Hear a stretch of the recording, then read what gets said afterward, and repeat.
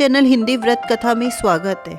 भीष्म अष्टमी, महामास की शुक्ल पक्ष की अष्टमी को भीष्म अष्टमी का व्रत किया जाता है। इस दिन भीष्म पितामह ने अपना शरीर छोड़ा था। भीष्म अष्टमी के दिन तिल, जल, कुश से भीष्म पितामह के निर्मित अर्पण किया जाता है, जिससे मनुष्य के सभी पापों का विनाश होता है, पितृदोष से मुक्ति मिलती है, सुयोग्य संतान की प्राप्ति होती है।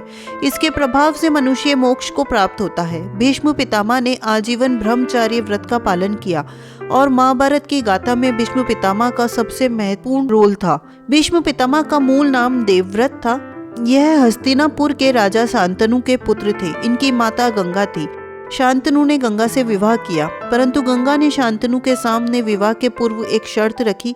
कहा कि वह कुछ भी करे, शांतनु उन्हें नहीं रोकेंगे, ना ही कुछ पूछेंगे, और अगर उन्होंने ऐसा किया तो वे शांतनु को छोड़कर हमेशा के लिए चली जाएंगी। हस्तिनापुर नरेश शांतनु ने गंगा की शर्त को मंजूर कर लिया। विवाह के पश्चात गंगा ने एक पुत्र को जन्म दिया, परंतु जन्म देने के बाद ही गंगा ने अपने पुत्र को जल में डुबो दिया। इस प्रकार गंगा के 7 पुत्र हुए।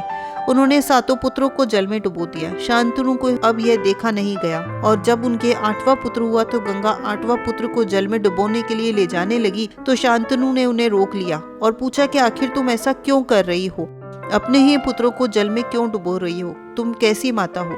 गंगा ने कहा कि शर्त के अनुसार आपने मुझे वचन दिया है कि आप ना मुझसे कुछ पूछेंगे और ना ही कुछ करने से रोकेंगे, परंतु आपने यह वचन तोड़ दिया। लेकिन मैं जाने से पहले आपको बताऊंगी कि आपके यह पुत्र वसु थे। उन्होंने श्राप के कारण मृत्युलोक में जन्म लिया, जिन्हें मैंने मुक्ति दिलाई, परंतु यह वस्तु 8वें वसु के भाग्य में अभी दुख भोगना लिखा है। आपने मुझे रोका, इसलिए मैं जा रही हूँ और अपने पुत्र को भी अपने साथ ले जाऊंगी। इसका लालन पालन करके इस पुत्र को आपको सौंप दूंगी। गंगा और शांतनु का वही 8वां पुत्र देवव्रत के नाम से विख्यात हुआ। प्रारंभिक शिक्षा पूरी करने के पश्चात गंगा ने देवव्रत को महाराज शांतनु को वापस लौटा दिया। शांतनु ने देवव्रत को हस्तिनापुर युवराज घोषित किया। कुछ समय पश्चात महाराजा शांतनु सत्यवती नामक एक युवती पर मोहित हो गए और उन्होंने सत्यवती से विवाह करने की इच्छा प्रकट करी, परंतु सत्यवती के पिता ने शांतनु से वचन मांगा कि सत्यवती का ज्येष्ठ पुत्र हस्तिनापुर का उत्तराधिकारी होगा।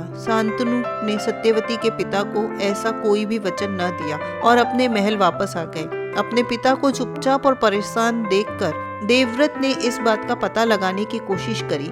आखिर क्या बात है जो उनके पिता को इस प्रकार बेचैन कर रही है। जब देवव्रत को इस बात का ज्ञात हुआ तो उन्हें पिता सत्यवती नामक कन्या का से विवाह करना चाहते हैं और सत्यवती के पिता ने महाराज शांतनु के आगे वचन रखा है, तो देवव्रत ने अपने हाथ में जल लेकर यह प्रतिज्ञा करी कि वह आजीवन ब्रह्मचारी रहेंगे। उनकी इस प्रतिज्ञा को भीष्म प्रतिज्ञा कहा गया और देवव्रत भीष्म के नाम से जाने गए। देवव्रत की इस प्रतिज्ञा से प्रसन्न होकर महाराज शांतनु ने देवव्रत की इच्छा मृत्यु का वरदान दिया। भीष्म ने आजीवन ब्रह्मचारी रहने और गद्दी न लेने का वचन दिया। सत्यवती के दोनों पुत्रों को राज्य देकर उनकी बराबर रक्षा करते रहे। महाभारत युद्ध में वह कौरवों के सेनापति बने। महाभारत के 10वें दिन शिखंडी को सामने कर अर्जुन ने बाणों से भीष्म पितामह के शरीर को छेद डाला। भीष्म पितामह बाणों की शैया पर 58 दिन रहे, परंतु भीष्म पितामह ने उस समय मृत्यु को नहीं अपनाया, क्योंकि उस वक्त सूर्य दक्षिणायन था।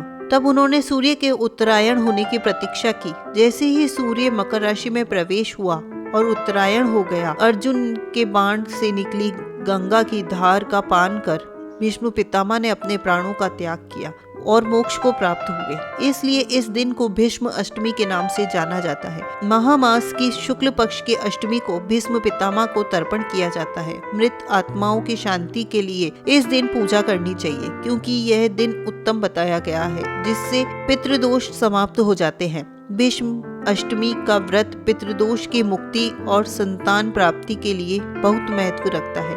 इस दिन पवित्र नदियों में स्नान दान करने से पुण्य प्राप्त होता है। इस दिन जल में खड़े होकर सूर्य को अर्घ्य भी देना चाहिए। तो दोस्तों, आपको ये जानकारी अच्छी लगी हो तो प्लीज लाइक करें, कमेंट करके हमें प्रोत्साहित करें और हमारे चैनल को सब्सक्राइब करें। धन्यवाद।